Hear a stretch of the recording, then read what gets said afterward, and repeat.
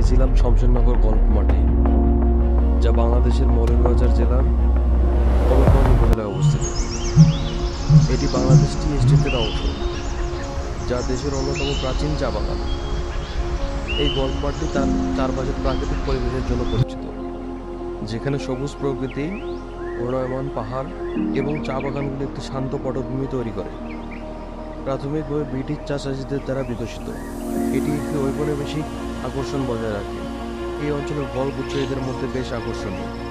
নগরের জলবায়ু এবং মনোরম প্রাকৃতিক দৃশ্য এটিকে গল্ফার এবং পর্যটক উভয়ের জন্যই একটি আকর্ষণীয় গন্তব্য করে তুলেছে, যারা চা বাগানের মধ্যে অনন্য সংমিশ্রণটি অনুভব করতে চান।